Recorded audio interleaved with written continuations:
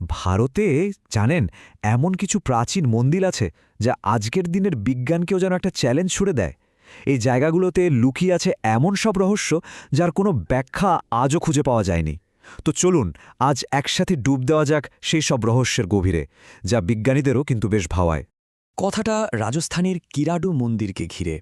সংসার আছে যে সূর্যাস্তের পর যেই এই মন্দিরের চত্বরে থেকে গেছে সে নাকি আর কখনো ভোরের আলো দেখেনি। কি সাংঘাতিক, তাই না? কথাটা শোনার পরেই কেমন যেন গা ছমছম করে ওঠে। তো চলুন, আমাদের এই যাত্রার প্রথম পর্বে আমরা শুনি সেই সব অভিশাপের গল্প যা আজও যেন মন্দিরের পাথরের দেয়ালে ধাক্কা খেয়ে ফিরে আসে। এগুলো কি শুধুই লোকমুখে ছড়ানো গল্প, নাকি এর পেছনে সত্যি লুকিয়ে আছে কোনো গভীর অশুভ সত্য? এই যে কিরাডু মন্দির, এটা কিন্তু একাদশ-দ্বাদশ শতাব্দীর এক অসাধারণ স্থাপত্য। কিন্তু এর সৌন্দর্যের চেয়েও জানেন, এটা বেশি পরিচিত এর অদ্ভুত ভুতুড়ে নীরবতার জন্য। থর মরুভূমির মাঝে দাঁড়িয়ে থাকা এই মন্দিরকে লোকে এখন রাজস্থানের ভুতুড়ে মন্দির বলেই চেনে। কিন্তু প্রশ্নটা হলো কেন? গল্পটা বেশ মর্মান্তিক, শুনুন। এক সাধু তীর্থযাত্রায় যাওয়ার আগে তার একমাত্র শিষ্যকে গ্রামবাসীদের ভরসায় রেখে গেছিলেন। কিন্তু ফিরে এসে তিনি কি দেখলেন? দেখলেন যে চরম অবহেলায় তার শিষ্য মারা গেছে। ভাবুন তো সেই সাধুর অবস্থা। তার শোকটাই তখন বদলে গেল ভয়ঙ্কর রাগে, আর সেই লাগের বশেই তার মুখ থেকে বেরিয়ে এলো এক অভিশাপ: এই গ্রামের সব মানুষ পাথর হয়ে যাক। আর লোকে বলে সেই অভিশাপ নাকি অক্ষরে অক্ষরে ফলে গিয়েছিল।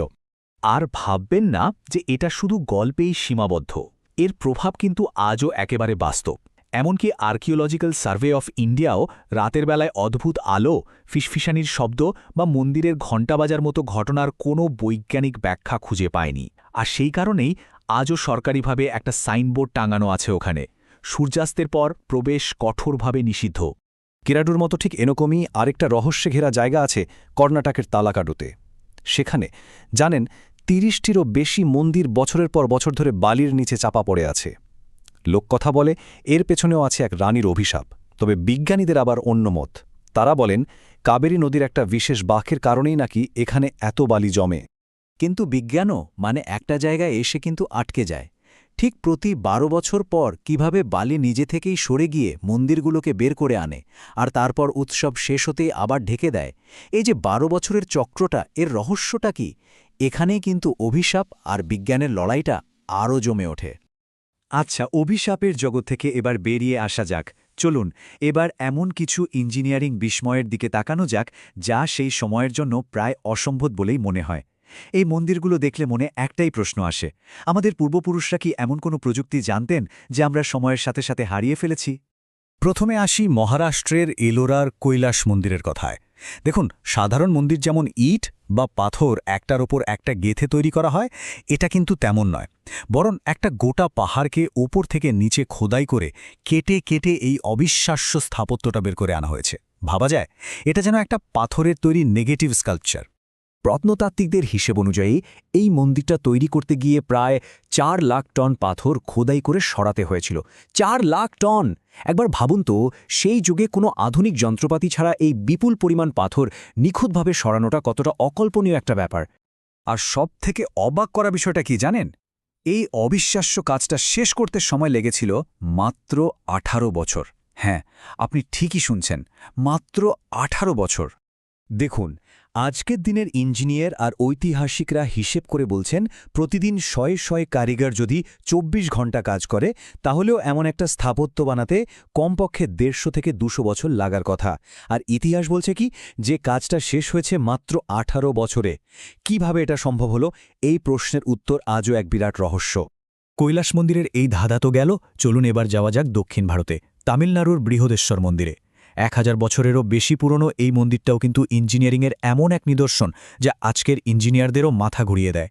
মন্দিরের চূড়াটা প্রায় ২১৬ ফুট উঁচু, আর তার ঠিক অপরে বসানো আছে একটা মাত্র গ্র্যানাইট পাথর।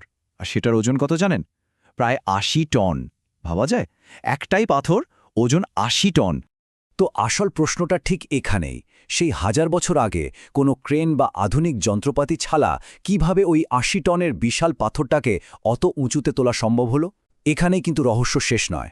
আরও একটা অদ্ভুত ব্যাপার আছে। ঠিক দুপুরবেলায় এই মন্দিরের চূড়ার ছায়া মাটিতে পড়ে না। এটা কি কোনো নিখুঁত স্থাপত্যের কৌশল, নাকি এর পেছনেও আছে অন্য কোনো রহস্য? এতক্ষণ তো আমরা কথা বললাম মানুষের তৈরি স্থাপত্য আর কিংবদন্তি নিয়ে। এবার চলুন এমন কিছু পবিত্র স্থানের কথা শুনি যেখানে স্বয়ং প্রকৃতি বিজ্ঞানকে একটা সরাসরি চ্যালেঞ্জ ছুড়ে দিয়েছে। এই জায়গাগুলোতে বিশ্বাস আর বিজ্ঞানের মাঝের রেখাটা যেন একদম ঝাপসা হয়ে গেছে। ধরুন হিমাচল প্রদেশের জালাজি মন্দির। সেখানে 9টা আগুনের শিখা অবিরাম জ্বলছে, কিন্তু মজার ব্যাপার হলো সেখানে কোনো কাঠ, তেল বা গ্যাসের চিহ্নও মাত্র নেই। স্রেফ পাথর ফেটেই আগুন বেরিয়ে আসছে, তাও আবার হাজার হাজার বছর ধরে। ভক্তদের বিশ্বাস এ হলো দেবী সতীর জীবন্ত রূপ। তো এখানেও সেই একই ব্যাপার, একদিকে পৌরাণিক বিশ্বাস আর অন্যদিকে বিজ্ঞান। ভক্তরা মনে প্রাণে বিশ্বাস করেন যে এখানে দেবী সতীর জিহ্বা পড়েছিল, আর সেই ঐশ্বরিক শক্তি থেকেই এই আগুন জ্বলছে। অন্যদিকে বিজ্ঞানীরা একটা তত্ত্ব দিয়েছিলেন। তাদের মতে মাটির নিচে থাকা কোনো প্রাকৃতিক গ্যাসের ভাণ্ডার থেকে গ্যাস লিক করার ফলে এই আগুনটা জ্বলছে। কিন্তু আসল টুইস্টটা ঠিক এখানেই।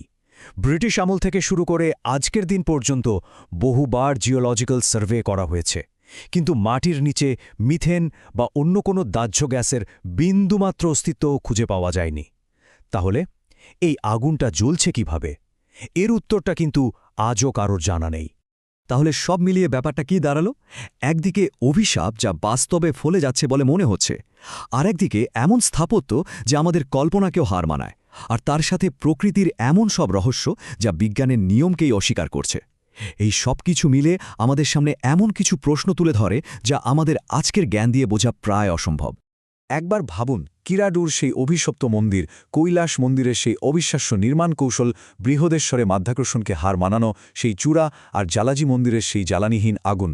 এই সবগুলোই যেন আমাদের একটা কথাই মনে করিয়ে দেয়, আমাদের অতীত হয়তো আমাদের কল্পনার থেকেও অনেক বেশি উন্নত আর রহস্যময় ছিল। তাহলে শেষ প্রশ্নটা কিন্তু থেকেই যায়, এই যে এত রহস্য, এগুলো কি কোনো এক হারিয়ে যাওয়া যুগের উন্নত বিজ্ঞানের প্রমাণ যা আমরা এখনও বুঝে উঠতে পারিনি? নাকি এর পেছনে এমন কোনো শক্তি কাজ করছে যা আমাদের বোধবুদ্ধির সম্পূর্ণ বাইরে? উত্তরটা কে জানে, হয়তো ওই মন্দিরগুলোর পাথরের মধ্যেই কোথাও লুকিয়ে আছে।